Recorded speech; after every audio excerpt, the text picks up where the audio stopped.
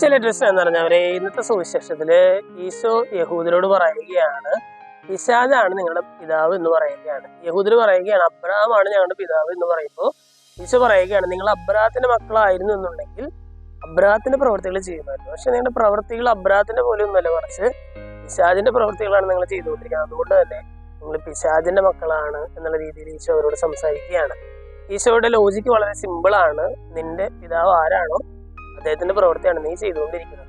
ഇന്നത്തെ സുവിശേഷ ഭാഗം വായിച്ച് കഴിയുമ്പോൾ നമുക്കൊന്ന് ചിന്തിച്ച് നോക്കാം, ഞാൻ ചെയ്തുകൊണ്ടിരിക്കുന്നത് ദൈവത്തിന്റെ പ്രവൃത്തിയാണോ, ദൈവത്തിന് നിരക്കാത്ത പ്രവൃത്തിയാണോ എന്ന് നമുക്കൊന്ന് ചിന്തിച്ച് നോക്കാം. കാരണം ഈശോ പറയുന്ന ആ ലോജിക്ക് അനുസരിച്ച് നമ്മൾ ചെയ്യുന്ന പ്രവൃത്തികൾ തന്നെ നമ്മൾ ആരുടെ മക്കളാണ് എന്നുള്ളതിന് സാക്ഷി നൽകുകയാണ്. ഞാൻ ദൈവത്തിന്റെ മകളാണെങ്കിൽ ദൈവം ആഗ്രഹിക്കുന്ന രീതിയിൽ ഞാൻ പ്രവർത്തിക്കുമായിരുന്നു എന്നുള്ളതായിരുന്നു ഈശോയുടെ ലോജിക്ക്.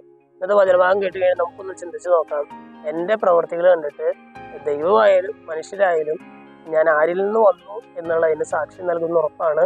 അത് ആരുടെ മകനാണെന്ന് ഞാൻ പറയും, അല്ലെങ്കിൽ ഞാൻ പറയപ്പെടും ദൈവത്തിന്റെ മകനാണെന്ന് പറയപ്പെടുമോ അതോ പിശാചിന്റെ മകനാണെന്ന് പറയപ്പെടുമോ? നമ്മുടെ ജീവിതത്തിൽ ആവശ്യമായ മാറ്റങ്ങൾ വരുത്തി ജീവിക്കാനായിട്ട് നമുക്ക് പരിശ്രമിക്കും. കാരണം നമ്മുടെ പ്രവൃത്തികൾ തന്നെ നമ്മുടെ പിതാവ് ആരാണെന്ന് വെളിപ്പെടുത്തുന്നുണ്ട്. ഇന്നത്തെ വചനഭാഗം കേട്ട് കഴിയുമ്പോൾ ദൈവത്തിന്റെ പ്രവൃത്തികൾ ചെയ്യാനുള്ള കൃപയ്ക്കായിട്ട് നമുക്ക് പ്രാർത്ഥിക്കാം. അങ്ങനെ ഞാൻ ദൈവത്തിന്റെ മകളാണ് എന്ന് പറയാനുള്ള ഒരു കൃപയ്ക്കായിട്ട് പ്രാർത്ഥിക്കാം. ദൈവം നമ്മളെല്ലാവരെയും സമൃദ്ധമായിട്ട് അനുഗ്രഹിക്കും.